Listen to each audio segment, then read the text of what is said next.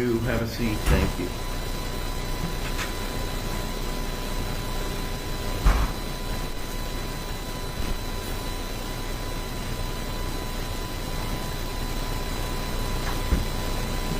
On the record in State of Ohio versus Pammy May, 24 CR 1073.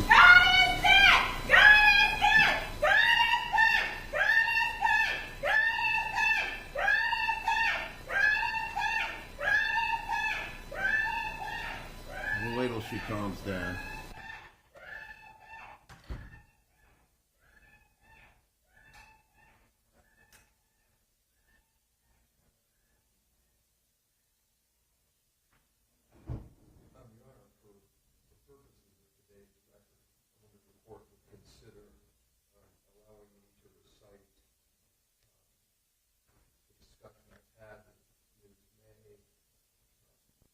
Yeah.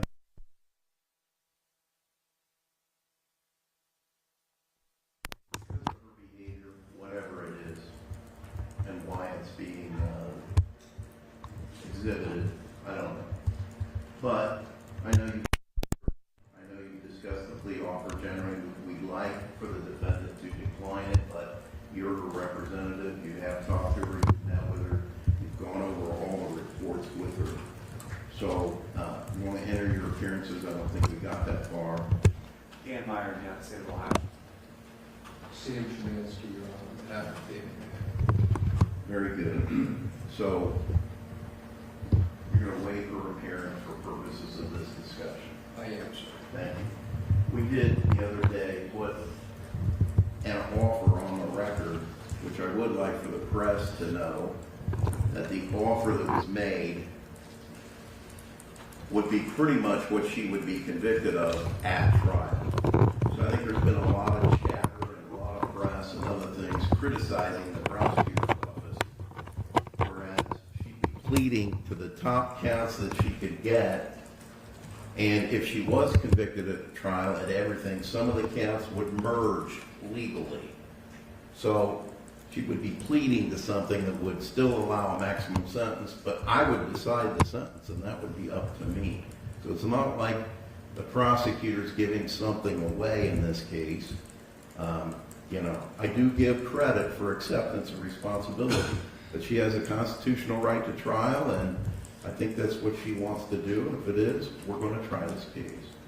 All right, go ahead. I'm sorry. You're all right, Judge. So the court is obviously aware of the discussions that Ms. May and I have had about resolution of the case.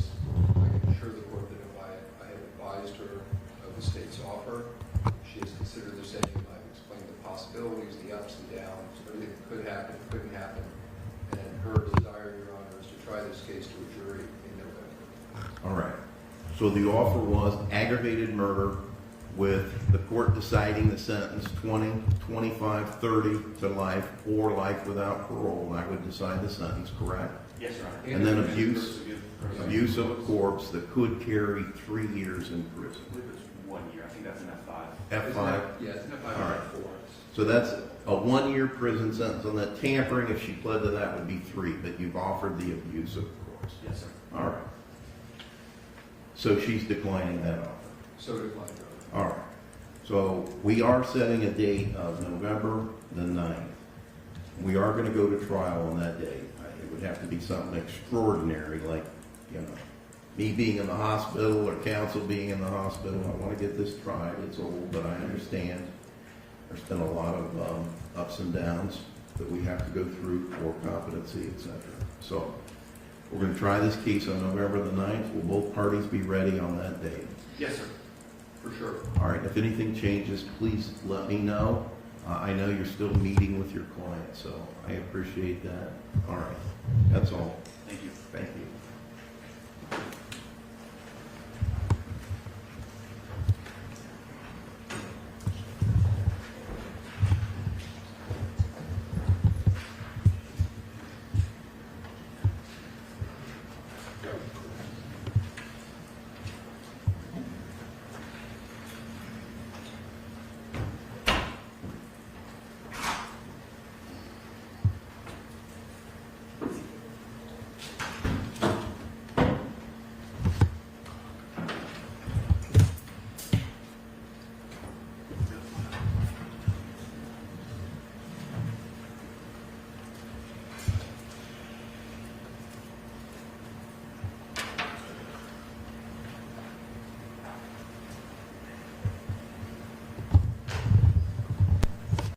As this hearing came to a close, one thing became clear. The courtroom wasn't deciding guilt today, it was deciding the path forward. Despite being offered a plea that could have avoided the uncertainty of trial, the defendant chose to exercise her constitutional right to have a jury hear the case.